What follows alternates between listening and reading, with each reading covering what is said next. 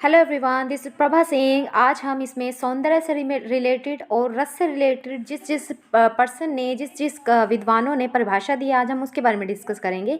ये वीडियो आपके लिए बहुत ही इंपॉर्टेंट होने वाली है और आपके ये यूजीसी एग्ज़ाम वगैरह के लिए बहुत इंपॉर्टेंट है। जिस भी एग्ज़ाम की आप तैयारी कर रहे हो उन सभी के लिए इंपॉर्टेंट होने वाली है। तो हम स्टार्ट करते हैं, ठीक है।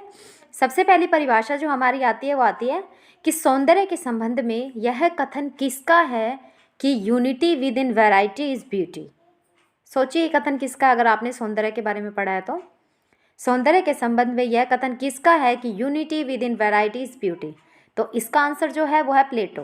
प्लेटो ने ये परिभाषा दी है, unity with in variety is beauty, क्योंकि एक आधा क्वेश्चन इस सौंदर्य से बनता है, स्पेशली वो परिभाषा से बनता है, ठीक है। तो आप ये ध्यान रखिएगा।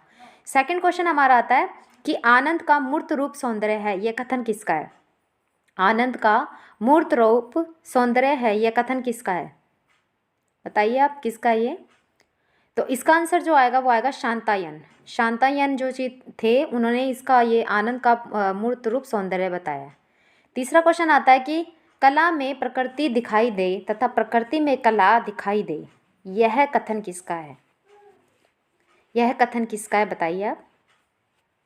तो इसका आंसर है कांट। देखिए कांट नहीं है, ये कांट है, ये ड़ आधा है, कांट ऐसे है, पूरा डायलॉग लगा दिया मैंने, ध्यान नहीं रहा मुझे। फोर्थ क्वेश्चन है जो अच्छा है वही सुंदर है, यह कथन किसका है। जो अच्छा है वही सुंदर है, यह कथन किसका है बताइए आप।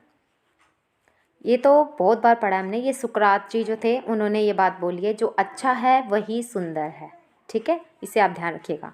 पांचवा क्वेश्चन हमारा आता है कि सौंदर्य एक रोशनी है जिसकी आभा से कला चमकती है। सौंदर्य एक रोशनी है जिसकी आभा से कला चमकती है, तो ये कथन किसका है।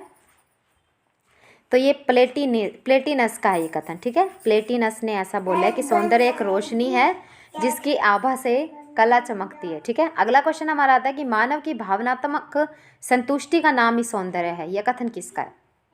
मानव की भावनात्मक संतुष्टि का नाम ही सौंदर्य है, यह कथन किसका है। तो इसका आंसर जो आएगा वो आएगा रिचर्डर्स। रिचर्डर्स, डरस नहीं है ये, डर्स है, ठीक है। रिचर्डर्स, रिचर्डर्स इस तरीके से है इसका क्वेश्चन। अगला आता है हमारा कि रस के प्रथम, इसके बाद इसमें हम रस के बारे में डिस्कस कर रहे हैं, ठीक है। रस के प्रथम प्रयोक्ता जो थे वो किसे माना जाता था, कि मतलब रस पर प्रयोग सबसे पहले किसने किया था।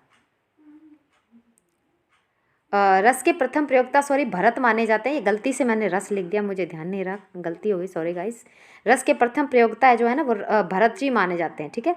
दूसरा आता है कि भरत ने अपने मत के अनुसार नाट्य का अनिवार्य तत्व किसे माना है। भरत ने, ये सारा रस के बारे में था ना, तो गलती से मैंने भरत की जगह रस ही लिख दिया, ठीक है। तो आप ध्यान रखिएगा, वहाँ पे भरत आएगा। भरत ने अपने मत के अनुसार नाट्य का अनिवार्य तत्व किसे माना है, तो उन्होंने रस को माना है। आप जानते हो भरत ने 8 रस माने हैं, शांत रस को उन्होंने नहीं माना है, ठीक है। अगला आता है हमारा कला सत्य की अनुकृति है, यह कथन किसका है।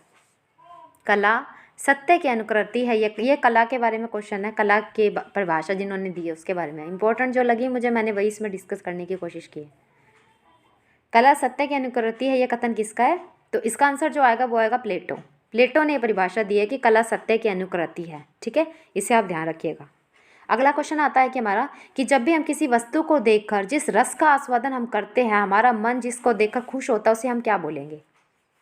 कि किसी वस्तु को देखकर आप अच्छा लग रही है, आपको कोई ड्रेस अच्छी लग रही है, तो वो उसमें अंदर आपको कुछ दिख रहा है तभी तो वो आपको अच्छी लग रही है ना, तो इसको हम सौंदर्य बोलेंगे, ठीक है।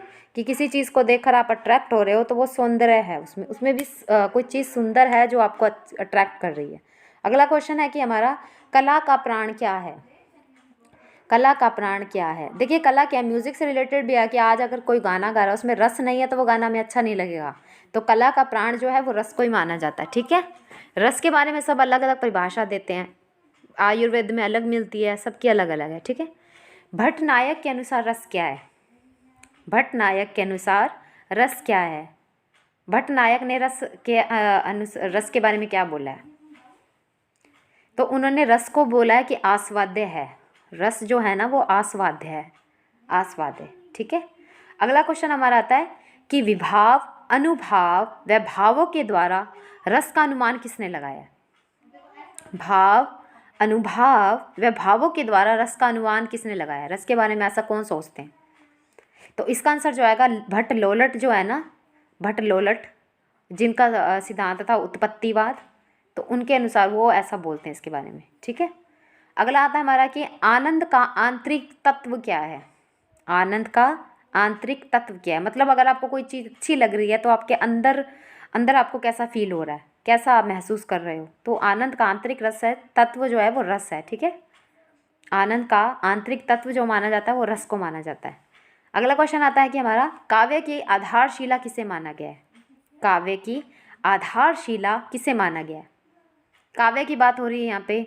ठीक है, काव्य में रस नहीं है तो इसका आंसर जो आएगा ना, काव्य की आधारशिला किसे माना गया, तो रस को माना गया। ठीक है, इस चीज़ को आप ध्यान रखना। अगला क्वेश्चन हमारा आता है कि वेदों में रस को क्या कहा गया है। वेदों में रस को क्या कहा गया है। वेदों में रस को क्या कहा गया है, बताइए आप। वेदों में रस को सोमरस कहा गया है। ठीक है, वेदों में रस को सोमरस कहा गया है। आयुर्वेद में अलग मिलता है, आयुर्वेद में रस को क्या कहते हैं, ये आप कमेंट में बताइएगा। ठीक है, अगला क्वेश्चन हमारा काव्य शास्त्रीय रूप में रस का अर्थ किस रूप में माना गया है। काव्य शास्त्रीय रूप में रस का अर्थ किस रूप में माना गया है, तो इसका आंसर होगा आनंद का रस। आनंद का रस। ठीक है, काव्य शास्त्रीय रूप में रस का अर्थ आनंद का रस माना गया। अगला क्वेश्चन हमारा आता है उत्पत्तिवाद का सिद्धांत किसने दिया था। अब ये क्वेश्चन मैंने बताया भी था आपको जब मैंने डिस्कस किया था विभाव अनुभाव के बारे में। उत्पत्तिवाद का सिद्धांत किसने दिया है, तो इसका आंसर है भट्ट लोलट ने। भट्ट लोलट ने और भी सिद्धांत माने हैं, अनुकृतिवाद भी माना है किसी ने, किसने माना है वो आप कमेंट में बताइएगा। अगला क्वेश्चन है कला के तत्वों में एक तत्व और है, वो क्या है। कला के तत्वों में, इसमें हमने सौंदर्य से रिलेटेड भी क्वेश्चन डिस्कस किए हैं, कला से भी किए हैं और रस से रिलेटेड भी किए हैं। ठीक है, तो आप बताइए कला के तत्वों में एक तत्व क्या है, तो इसका आंसर होगा सौंदर्य। ठीक है, कला के तत्वों में एक तत्व और क्या है, वो है सौंदर्य। अगला आता है हमारा सौंदर्य के तत्वों में एक तत्व और है, वो कौन सा है। कला के तत्वों में कला के तत्वों में एक तत्व तो सौंदर्य है, सौंदर्य के तत्वों में एक तत्व कौन सा है वो आप बताइए। तो इसका आंसर जो होगा वो होगा आनंद।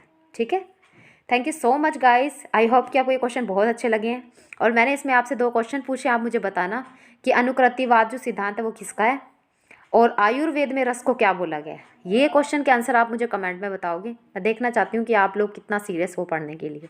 तो आयुर्वेद के बारे में रस क्या बोला है, रस के बारे में आयुर्वेद में, वो आप कमेंट में बताइएगा, और अनुकृतिवाद सिद्धांत किसका है वो आप मुझे बताइएगा। ठीक है, थैंक यू सो मच।